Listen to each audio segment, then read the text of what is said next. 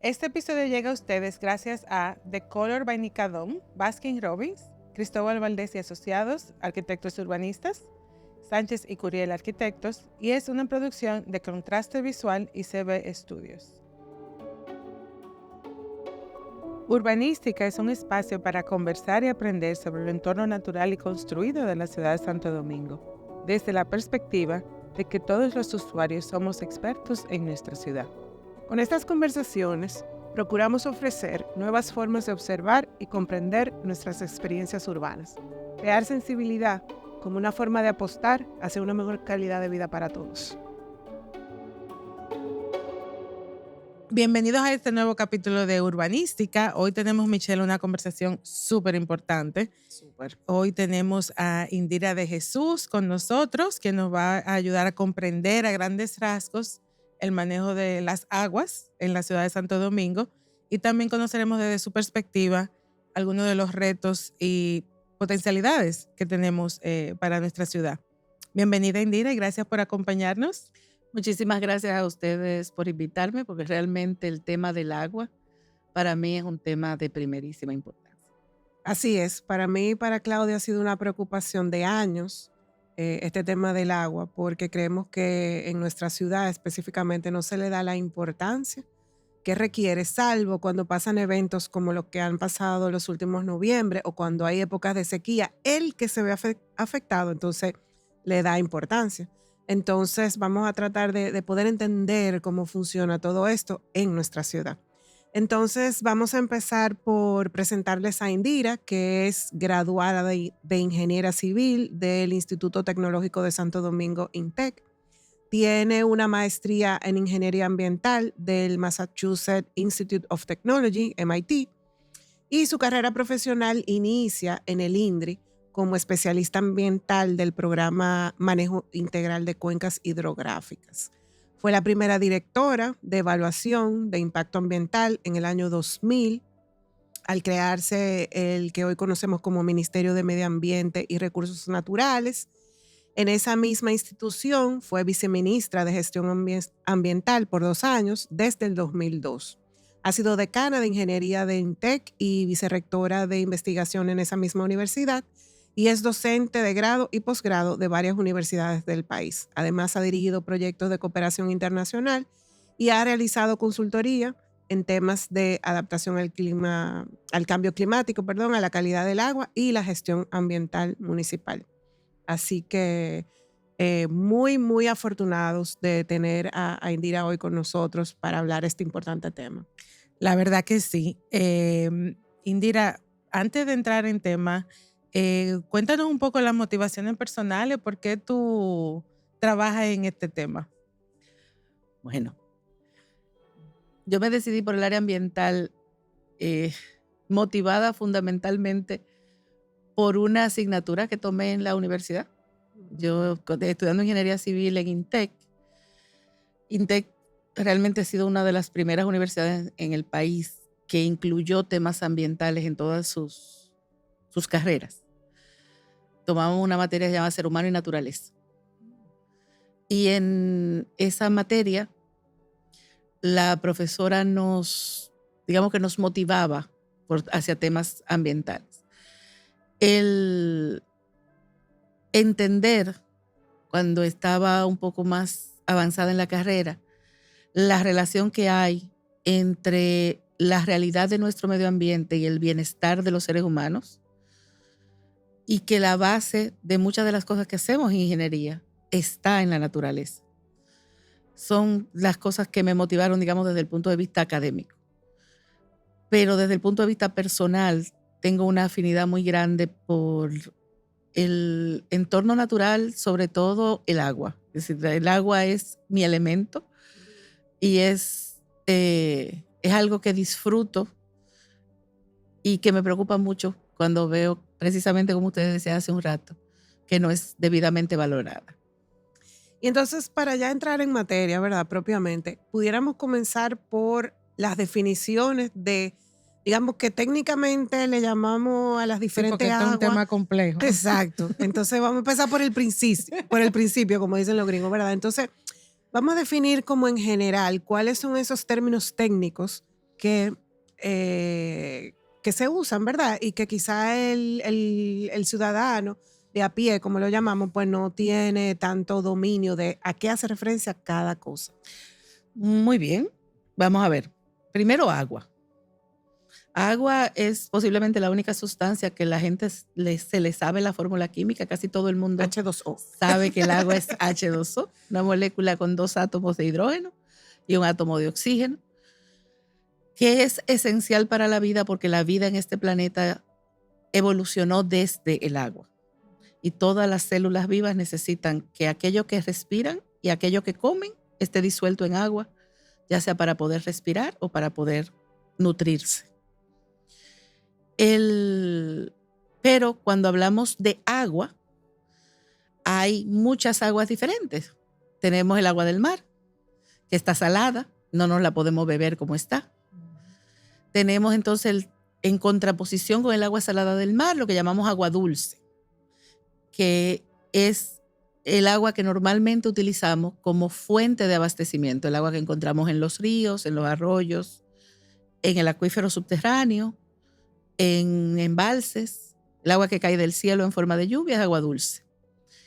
Ahora, hay un agua que es la que realmente estamos 100% seguros que nos podemos beber. Ese es el agua que llamamos agua potable. La palabra potable significa literalmente que me la puedo beber. Ahí tenemos entonces nosotros, digamos que un quiebre, porque lo que nosotros los dominicanos llamamos agua potable no es realmente potable entonces. Bueno, el agua que llega a la casa, exacto. Sí, en la mayoría de los casos, según los datos de las empresas de agua potable del país, ellas ponen agua potable en las líneas y a nuestras casas debería de llegar agua potable. Lamentablemente, la realidad de nuestros sistemas de acueducto, de la existencia de cisternas, de tinacos, de sistemas intermitentes, hacen que no podamos confiar 100% en que el agua que tenemos en la llave es potable, y de ahí que tendemos a no consumirla para bebida, aunque muchas veces sí la usamos para cocinar, para bañarnos, que son usos potables también, porque una cierta cantidad de esa agua va a ser ingerida. Y bueno, también podemos, digamos que podemos adquirir enfermedades de la piel o de otro tipo usando para usos que no son consumo, agua que no es completamente potable. Así que sí, tenemos ese quiebre que mencionas, pero en muchos lugares es más un tema de confianza y tal vez de que no haya un monitoreo transparente y público que nos permita sentirnos seguros de que el agua que tenemos en la casa es realmente potable.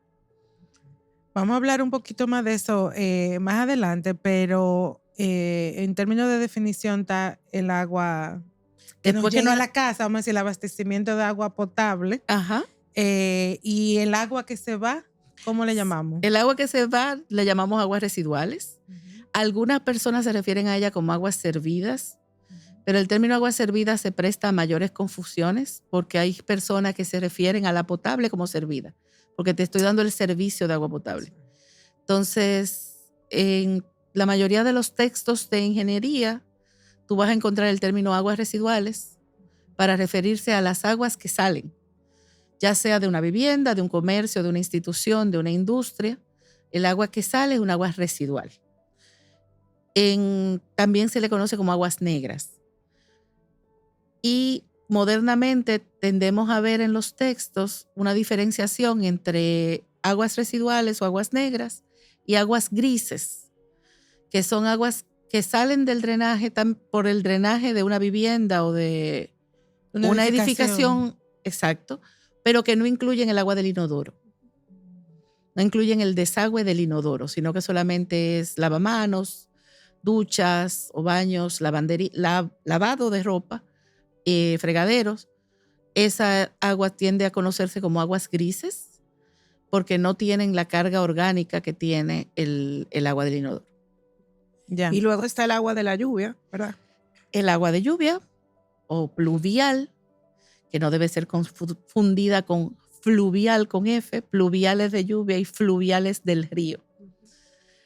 Y cuando el agua escurre se le llama escorrentía, Esa me la aprendí yo recientemente. Sí. En un capítulo con Eric Dorrejo hablamos sobre las escorrentías. Las escorrentías, sí. La escorrentía pluvial es el agua de lluvia cuando escurre. Y tenemos otros conceptos como alcantarillado, que puede ser sanitario si es de aguas residuales, pluvial si es de agua de lluvia, acueducto, que son los conductos que nos traen el agua natural hasta la casa. Hay términos hay términos muy viejos como aljibe. Sí. En la zona colonial se encuentran aljibes todavía. Aljibe es una cisterna de agua de lluvia o un tanque en el que se almacena agua de lluvia. Y hay términos muy modernos como cosecha de agua de lluvia o cosecha de lluvia, que no es más que recoger el agua que cae del techo, como hacían nuestros ancestros en los aljibes. Y esos alcantarillados también pueden ser mixtos, ¿verdad? Los alcantarillados pueden ser combinados, pero no deben serlo. El alcantarillado combinado es algo que era el estándar hasta, yo diría como hasta los años 60, 70 en los países desarrollados, hasta que se dieron cuenta de que era casi imposible garantizar la calidad de agua del cuerpo receptor. Cuerpo receptor es el río, arroyo, lago, laguna, el mar, donde llegan las aguas residuales. Es casi imposible garantizar la calidad del cuerpo receptor si el alcantarillado es combinado, porque no hay ninguna planta de tratamiento que aguante una tormenta. Entonces, tienen que desbordarse hacia el río.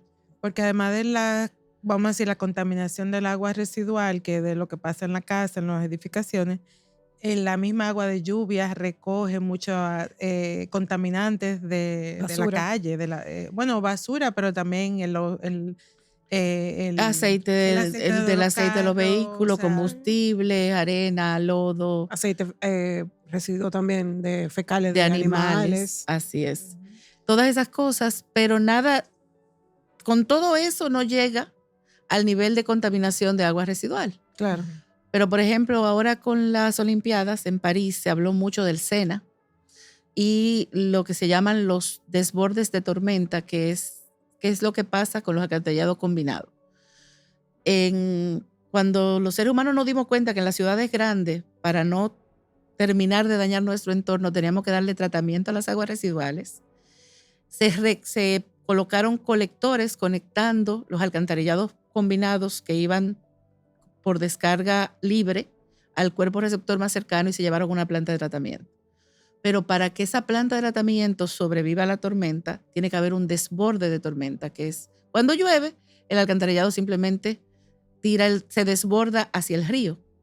Entonces eso es lo que pasa con el SENA. El SENA, cada vez que llueve mucho, recibe una cantidad de contaminación que va más allá de la que recogen las aguas pluviales, incluye aguas residuales. Wow. Y por lo tanto, el río puede ser un peligro para la salud. Claro. Eso pasa también en ciudades como Nueva York, que tienen hay un desafío enorme ahí. Uh-huh. Y vamos a hablar cómo pasa aquí en la ciudad de Santo Domingo en breve. Indira, y entonces, ¿cuáles son a nivel macro, un poco para entender las instituciones que están que son parte de ese ecosistema de mantener un agua saludable para todos nosotros? Bueno, en nuestro país hay varias instituciones involucradas. Por un lado, el sector agua potable y saneamiento es parte de lo que es sector salud. Entonces, las instituciones de agua potable y saneamiento dependen, desde el punto de vista de rectoría gubernamental, del Ministerio de Salud Pública. Y en nuestro país, las instituciones de agua potable y saneamiento, todas son centralizadas en el sentido administrativo, de que son parte de la estructura del gobierno central, pero algunas están desconcentradas para operar en una determinada demarcación geográfica. Entonces tenemos primero INAPA, el Instituto Nacional de Agua Potable y Alcantarillado, que tiene cobertura nacional, es decir, competencias a nivel nacional, excepto donde hay una corporación local. Como la CAS. Como la CAS, que es la Corazán. Corporación del Acueducto y Alcantarillado de Santo Domingo, Corazán, que es la Corporación de Acueducto y Alcantarillado de Santiago, y modeladas en esas dos, que durante mucho tiempo fueron las únicas dos, además del INAPA. A finales de los 90 comenzaron a surgir otras demarcaciones, Puerto Plata, La Vega, provincia Espaillat, Moca específicamente, Coramoca, Monseñor Noel, La Romana, Boca Chica, y creo que nos hemos parado por el momento hasta ahí. Entonces, todas esas coras, más el INAPA y el Ministerio de Salud Pública conforman el sector agua potable y saneamiento. Luego tenemos la parte del agua como recurso natural y sus otros usos. Y ahí está el Ministerio de Medio Ambiente y Recursos Naturales, que además es el que regula la calidad del agua en el medio natural. Que el agua los ríos, que del río, del arroyo, de la laguna, esté en buena o mala condición, es algo que determina el Ministerio de Medio Ambiente, que tiene las normativas, y también es el Ministerio de Medio Ambiente que tiene las normativas de los límites de contaminación que tú le puedes agregar al agua. ¿Qué calidad tiene que tener la descarga de tu tratamiento o tus descargas, sean con o sin tratamiento, para poder ser descargadas de manera legal en un cuerpo de agua de la República Dominicana? Eso es medio ambiente. Adscrito a medio ambiente está el INDRI, el Instituto Dominicano de Recursos Hidráulicos, que originalmente se enfocaba y todavía se enfoca fundamentalmente en el sector agrícola, la provisión de agua para riego, los sistemas de riego y las presas. Y también ahora, más recientemente, el Instituto Meteorológico, que también se adscribió a medio ambiente y que su función es recolectar y aportar datos sobre el clima, sobre el estado del tiempo y el clima, la precipitación, temperatura, humedad, que son datos fundamentales para poder gestionar todo lo que es recursos naturales. Por otro lado, porque se me está quedando algo. Los ayuntamientos, ¿qué pintan? Los ayuntamientos pintan algo, pero en el sector gubernamental central quería mencionar a EGEGID, porque la empresa de generación hidroeléctrica también maneja presas y construye presas. Y de esa forma tiene un vínculo con el sector agua. Y en este gobierno se creó un gabinete del agua que agrupa todas esas instituciones y trata de lograr una planificación un poco más alineada, donde también participa el MEPIT y otras instituciones. Los ayuntamientos. En la mayoría de los países desarrollados, el agua potable y saneamiento de las zonas urbanas es responsabilidad del gobierno de la ciudad. Gobierno local. Que sería, exacto, del gobierno local, que para nosotros es un gobierno municipal. Pero en nuestro país, creo que leí alguna vez en una historia del sector que por un año, tal vez, en la década de los 60, estuvieron realmente los ayuntamientos a cargo del agua potable y saneamiento. Pero eso rápidamente se transformó en instituciones centralizadas.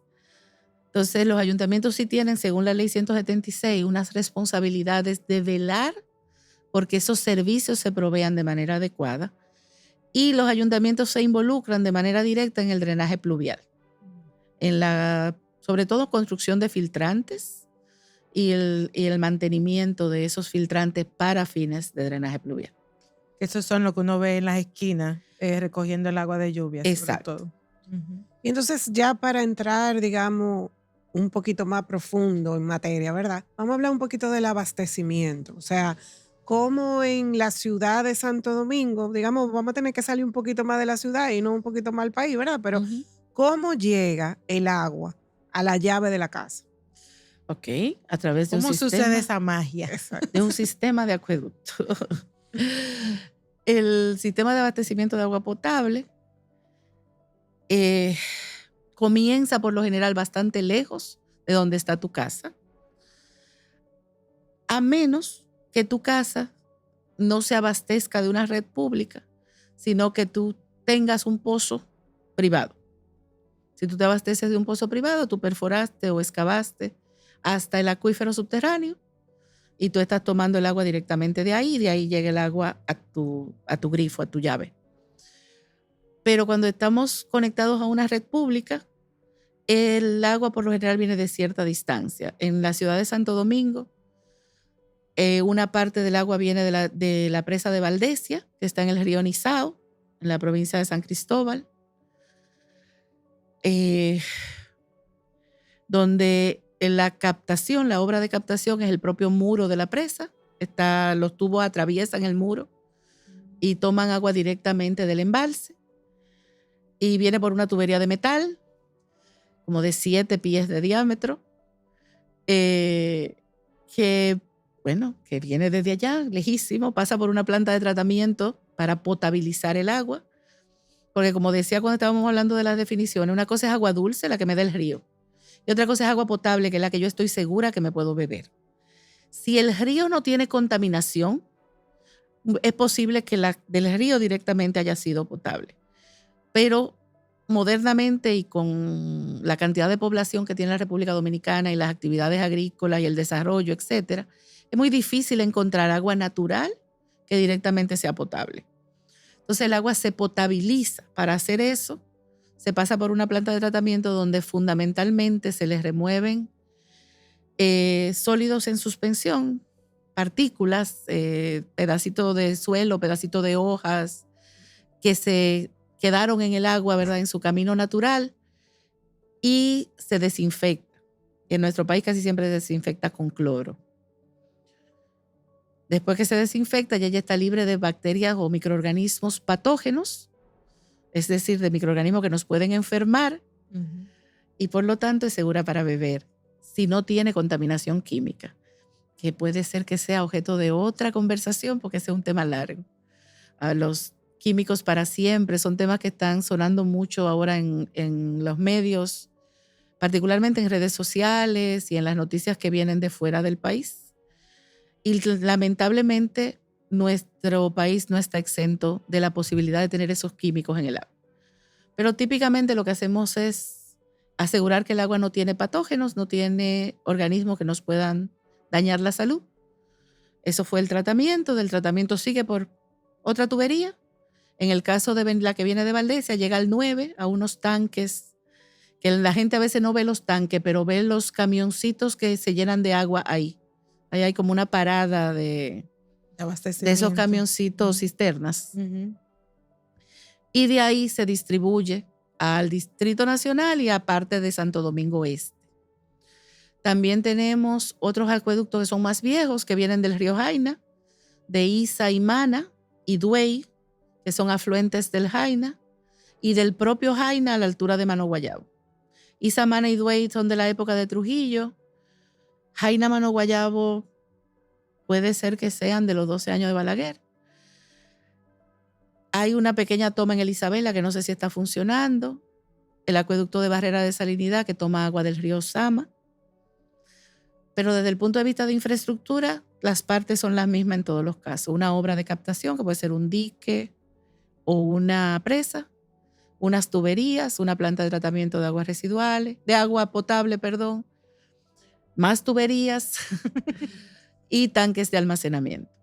Uno pensaría que ese tema de la contaminación del agua por químicos pudiera ser como ciencia ficción, como por lo mismo que hablábamos, como que la gente, si no me ha pasado a mí, yo he oído de eso, pero yo he oído en el caso contrario de contaminaciones de niños fuera, que de enfermedades que han desarrollado ligadas a esa contaminación de metales en el agua.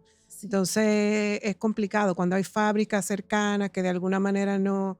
entonces lo que nosotros tenemos es que tratar de evitar llegar a esos... Sí, precisamente como dices, es un tema muy amplio, porque tenemos contaminación por metales, el plomo. Exacto, es muy famoso porque en una época se hacían tuberías de plomo. Entonces hay viviendas en algunas partes donde el agua llega a tu grifo por una tubería de plomo y el plomo es sumamente tóxico. Exacto. Pero luego, por ejemplo, los químicos que se llaman forever chemicals, químico para siempre, que son... que no se desintegran, no se casi deterioran. Todos son relacionados más al plástico y a las pinturas, los solventes, las superficies antiadherentes, que en general es química sintética orgánica, es decir, son derivados, son productos que se han sacado del petróleo.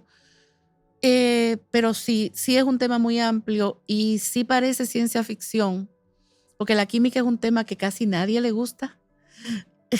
Claudia, ibas a ingeniera química. Es una de esas Antes de decidir materias. ser urbanista, casi soy ingeniera química. Mira qué bien.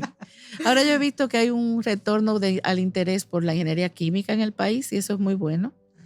Pero sí, es un tema muy amplio. Yo creo que dentro de ese tema de agua potable nos faltan quizá dos cositas, un poco quizá hablar de las cuencas y los cauces, que no hemos hablado de eso, y también entonces entrar en la parte de los desafíos. ¿Cuáles entendemos que son quizá, sabemos que son muchos, pero quizá nombrar los 3 fundamentales, por decir algo, y ya tendremos que tener otro episodio para hablar más, porque Yo creo que sí. Qué bueno que mencionan las cuencas y los cauces, porque mucha gente se confunde con esos dos términos.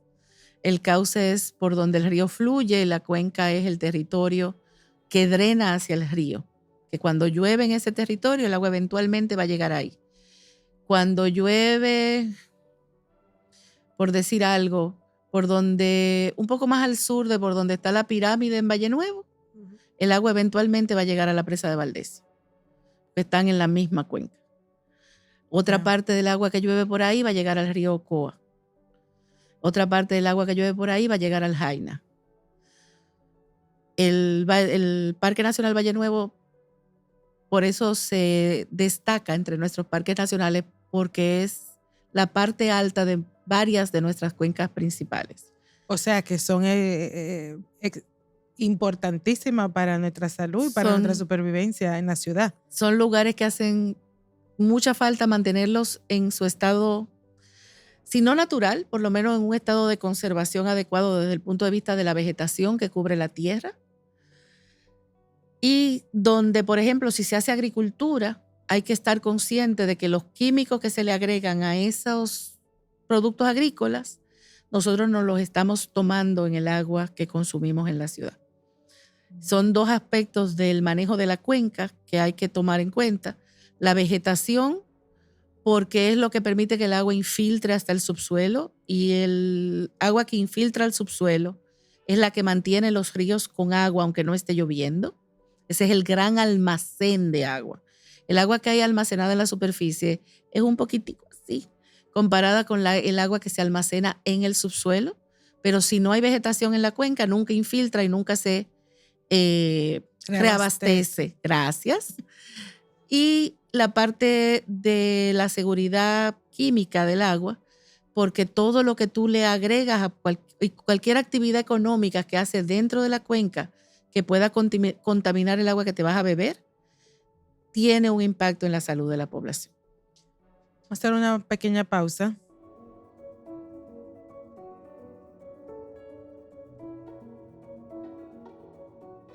Baskin Robbins, tu momento refrescante en la ciudad.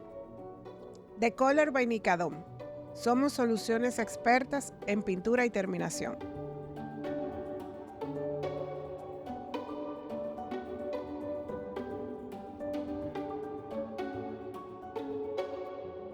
Indira, hablemos ahora sobre las aguas residuales, dando como una vista de pájaro de cuál es la infraestructura de tratamiento aquí en la ciudad. Bueno, en la ciudad de Santo Domingo hay una gran deficiencia de infraestructura de manejo de aguas residuales en general. Cuando hablamos de manejo de aguas residuales, estamos hablando del agua que sale de nuestros edificios hasta que llegue a donde quiera que sea que llegue. Así es.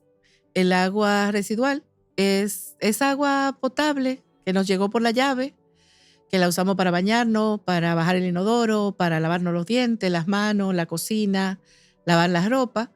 Cuando se va por las tuberías de drenaje, en posiblemente un 90% o más, no.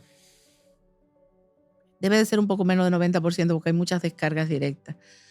Pero un porcentaje muy alto y no determinado de las edificaciones del Gran Santo Domingo va a ir a un tanque séptico.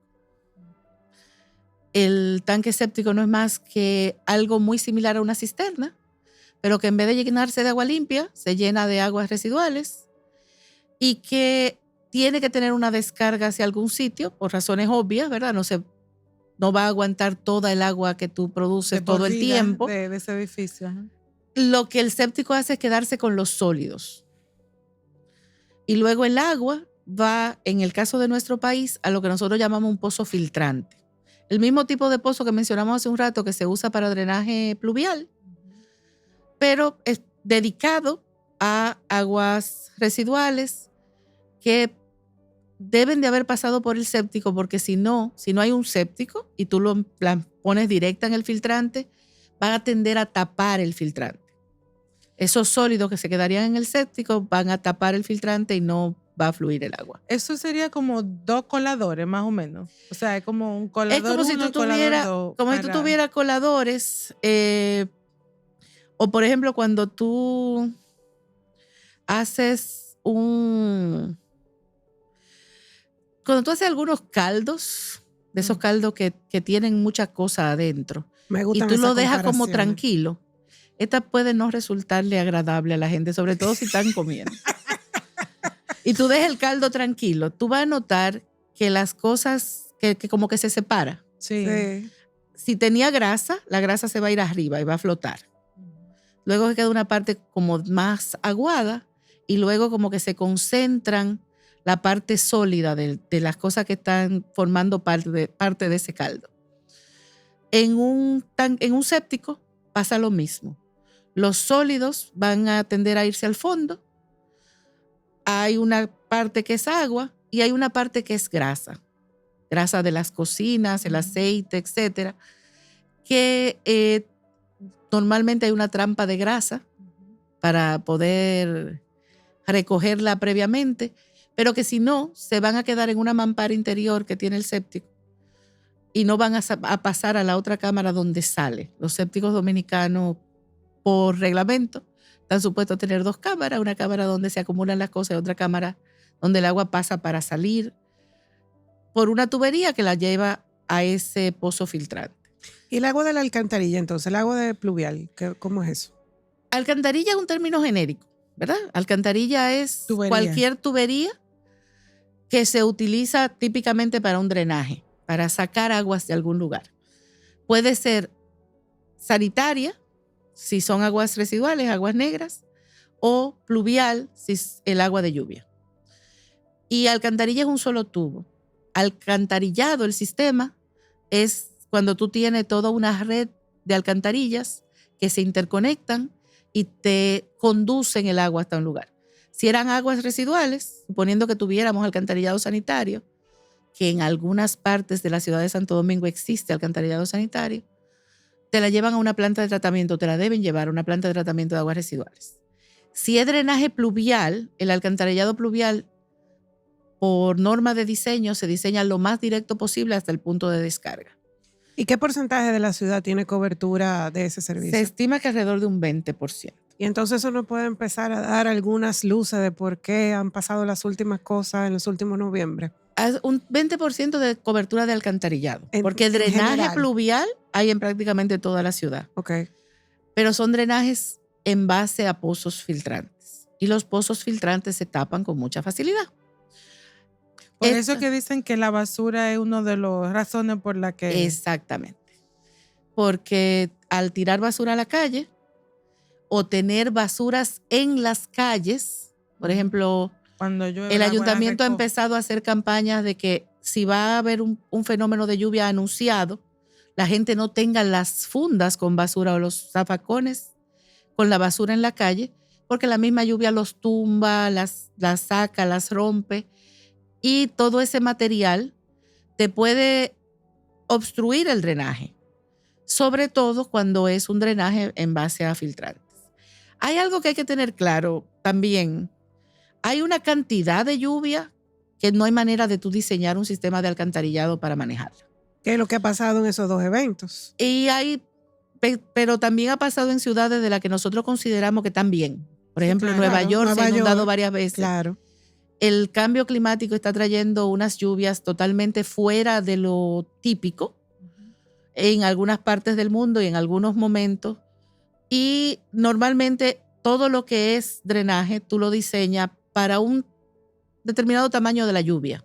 Por eso es que es tan importante lo de la data que tú mencionaste anteriormente, porque es lo que nos dice más o menos para qué hay que diseñar. O sea, todo eso se diseña en base a lo que ha sucedido. Efectivamente. Y con cierta proyección, pero más o menos por observación de la historia, vamos a decir. Y en ese tema Así. de la data y en lo que tú mencionabas también entra el tema de la sequía. O sea, porque por un lado estamos teniendo sequías, pero por otro lado estamos teniendo lluvias muy abundantes. Así es. Entonces, Ambas cosas hasta cierto punto es muy probable que sean debidas al cambio climático que está enfrentando el planeta. Absolutamente. Pero siguiendo con el hilo de las lluvias de noviembre, entonces tuvimos lluvias fuera del, es decir, que rompieron récords en cuanto a la cantidad de agua que cayó en 24 horas, por un lado, y por otro lado, una ciudad que no tiene un sistema de alcantarillado pluvial, por el Libro, que tiene una cobertura bajita de alcantarillado pluvial y el que tiene en muchas partes es viejo, que depende mucho de pozos filtrantes para drenar, y obviamente esos pozos se tapan con facilidad con la misma arena de la calle y con la basura. No solamente el filtrante en sí, sino también lo que llamamos el inbornal. El inbornal es la entrada del agua que vemos en el contén, en la cuneta. Ese hueco, que casi siempre es, pero que también puede tener una rejillita, sí, para que no le entren cosas más grandes. Eso también se tapa, se puede obstruir con la basura. Entonces, sí es cierto que la basura juega un papel. No es la única problemática, pero para hacia el futuro, la ciudad ir pensando en mejorar eso, tiene que manejar el tema de los residuos, de la basura, pero también tiene que tener una mejor ingeniería en el drenaje. Hablando de eso, por ejemplo, ¿cómo incide? Porque es que también ha habido una impermeabilización de la ciudad. Entonces, por ejemplo, en Estados Unidos... cuando hablamos de impermeabilización, queremos decir que el agua no percola, que no entra. Es una superficie que no entra nada para abajo de esa superficie. Y, por ejemplo, en algunos países en los que yo he trabajado, en algunas ciudades, si tú tienes un lote, una parcela privada, tú tienes que recoger tu agua de lluvia. ¿Aquí sucede eso? ¿O cuando llueve el agua se va y se añade a la que cayó en la calle? ¿Qué quiere decir? Que sube el volumen de tratamiento de agua pluvial también. Así es. Yo creo que usted se respondió su propia pregunta. Efectivamente, nosotros, que yo sepa, no tenemos una normativa que obligue al dueño del predio a tener algún tipo de amortiguamiento de la cantidad de agua que fluye o de manejar el agua que cae en su predio. Y de hecho, lo más común es que se construyan las edificaciones. Aquí cambiamos una casa que tenía patio por una torre, impermeabilizamos completamente el predio y lo que hacemos es que conectamos el drenaje pluvial a una tubería que va al contén. O sea que la sacamos a la calle. Se ha aumentado la volumetría de agua totalmente, que va a ese desagüe Estamos pluvial. Totalmente con un drenaje alterado en la ciudad por muchos motivos. Por un lado, ese de que tenemos zonas más impermeables, más zona impermeable, sacando el agua igualito al contén, como lo hacía siempre. Pero también mucho del desarrollo urbano que ha ocurrido en la periferia de la ciudad ha modificado la topografía de la ciudad. Y drenaje natural que hacía que el agua fluyera hacia los ríos que nos rodean. Las cañadas. Las cañadas, las cañadas, las quebradas, los arroyos, han sido o modificados o cubiertos completamente o rellenados. Y ahora vemos, por ejemplo, que una zona residencial, vemos zonas residenciales ubicadas encima de cañadas y, por supuesto, cada vez que llueve, esa es una zona hacia donde el agua corría naturalmente y se llenan de agua. Y entonces, ya para ir terminando. Pero una preguntita ahí, es el rol de los árboles en esto, porque no solo que hemos impermeabilizado, sino que también tenemos menos árboles, tanto en los predios privados como en las aceras, en la calle. ¿Ellos tienen un rol en absorción de agua y en el manejo de agua? Sí, sobre todo porque si el árbol está creciendo hay algún nivel de permeabilidad. Es decir, si tú tienes un árbol, tú tienes un espacio por donde el agua puede infiltrarse. Pero los árboles no alan agua con esa rapidez.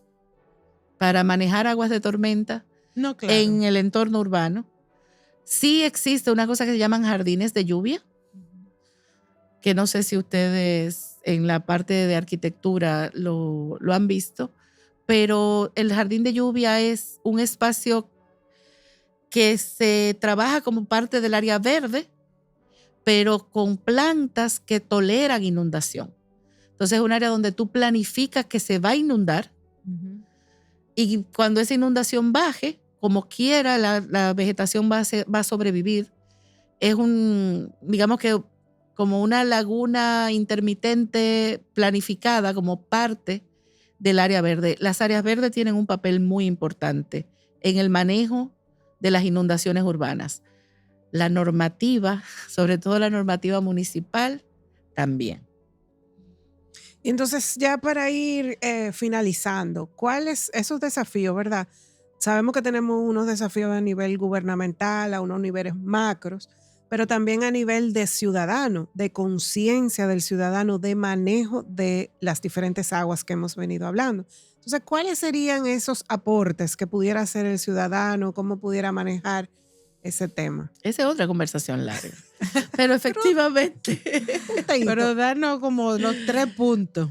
Bueno, en cuanto al ciudadano como individuo, como familia o como ente productivo, creo que lo primero y principal es entender el valor del agua y sentirse motivado a protegerla y a hacer lo que haga falta para conservarla. Y eso puede tomar diversas formas. Hay, por ejemplo, en el país organizaciones que trabajan en las cuencas altas, en la medida en que se logran fondos para el poder compensar a los habitantes de las cuencas altas para que no tengan que hacer agricultura en la zona de montaña.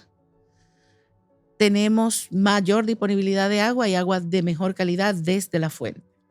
Entonces, ese es un nivel de apoyo posible, el aportar a ese tipo de organizaciones, a ese tipo de causa.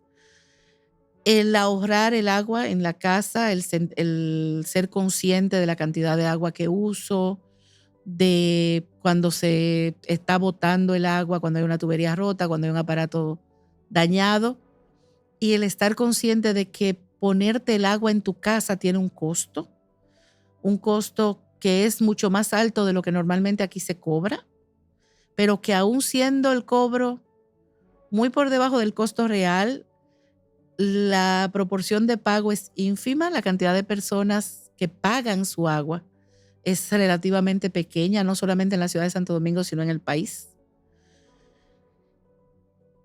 Y lo que podamos hacer por protegerla directamente en el sentido de reforestar, valorar y sembrar árboles, valorar y proteger los espacios verdes, tanto los intraurbanos como en el campo y en las zonas medias y altas de la cuenca. Digamos que en la conciencia ambiental en general, hacer un buen manejo de nuestros residuos para no contaminar el agua y para no contribuir al tema de las inundaciones. Eso, digamos que llevarnos de lo que nos diga nuestro ayuntamiento para garantizar que los residuos puedan llegar a una disposición adecuada. Hay muchas cosas que podamos hacer, pero yo creo que involucrarnos con la protección de las cuencas y reconocer el valor del agua, usándola de manera responsable y pagando lo que vale cuando debamos de pagarlo, yo creo que son las cosas más directamente necesarias. Bueno, la verdad es que nos quedamos con muchas otras ideas y preguntas pendientes, pero ahora vamos a pasar a otro segmento que le llamamos las preguntas rápidas. Muy bien. Y dinos en una palabra, Indira, ¿cuál sería la que tú usarías para describir la ciudad de Santo Domingo? La ciudad de Santo Domingo es retadora. ¿Y un color? ¿Qué color tiene la ciudad de Santo Domingo? Gris. ¿No quieres decir algo más? Lo primero que me llevó a la mente fue verde. Por ejemplo, nosotros estamos actualmente en un lugar de parte de la ciudad que es bastante verde. Hay zonas de Santo Domingo con mucho verde, pero cuando tú te sales de esa zona realmente no tenemos una proporción área verde ciudadano adecuada actualmente, el Gran Santo Domingo. Y el color como un pardo grisáceo que no es el más atractivo. Ya. Y entonces, ¿cuál sería para ti la intervención más urgente en la ciudad? ¿En temas de agua o en general? En general, como... Lo que pasa es que a veces uno parece pecar de ingenuo cuando da esta respuesta, pero para mí tenemos que lograr que los ayuntamientos del Gran Santo Domingo establezcan normativas urbanas y se cumplan. Porque para mí todos los problemas de nuestra bellísima ciudad, porque realmente yo me la encuentro bonita, a pesar de todo, están basados en la forma en que la ciudad ha crecido, en la desorganización del crecimiento, en el hecho de que nadie asume responsabilidad por ordenar ese crecimiento verdaderamente. Si esta intervención se llevara a cabo, si se hicieran esas reglamentaciones y se gestionaran, ¿cómo cambiaría la ciudad de aquí a pocos años? Si tú tuvieras una maquinita del tiempo y eso pasara. Una ciudad con normativas urbanas adecuadas y que se cumplan, por ejemplo, tendría una gestión del agua de lluvia dentro del predio. Cuando se propone una edificación, tú tendrías que demostrar que tú vas a poder hacer esa gestión adecuada y no vas a continuar contribuyendo a agravar inundaciones. Tendríamos una ciudad más caminable, tendríamos una ciudad más verde, tal vez un poquito menos caliente, aunque lamentablemente el cambio climático ya nos complica el tema del efecto de isla de calor. Con normativas adecuadas que se cumplan, podemos al menos no empeorarlo. Yo creo que hay muchos aspectos de la vivilidad, habitabilidad de la ciudad que serían potencialmente mejorables con normativas urbanas adecuadas que se estén cumpliendo, porque la ciudad todavía está en proceso de crecimiento. Esta no es una ciudad que ya alcanzó su punto de máximo desarrollo. Madurez. En absoluto, nosotros estamos en plena expansión. Pues Claudia, yo creo que este ha sido un episodio muy interesante, muy importante sobre todo, y queremos agradecerle su tiempo y compartir con nosotras y con todo nuestro público todo su conocimiento. Definitivamente vamos a tener que tener otro episodio donde abordaremos también el tema de los residuos sólidos, que no por el tiempo no nos dio tiempo, valga la redundancia, a abordar. Pero la verdad que quedamos muy entusiasmadas con todo lo que se pudiera hacer con el tema de las aguas, y no queremos terminar sin darle las gracias por su tiempo. Claro, yo también me voy con esa reflexión de cómo involucrarse, porque reconociendo, como usted compartía, el agua es nuestro recurso más preciado. Sin agua no hay vida. Y eso quiere decir que tenemos que desarrollar esa sensibilidad a entender de dónde viene, cómo lo valoramos y cómo lo utilizamos de una forma correcta que nos ayude a preservar esa vida para las próximas generaciones. Así que muchísimas gracias, Indira. Y a ustedes los invitamos a que nos sigan en nuestras redes sociales, nos dejen sus preguntas, sus inquietudes, que quieren que abordemos en próximos episodios que tengan que ver con este tema o con cualquier otro tema de la ciudad de Santo Domingo. Muchísimas gracias. Muchas gracias por acompañarnos. Por favor, síganos en nuestras redes, suscríbanse en las diferentes redes y por favor a la campanita de YouTube. Muchas gracias.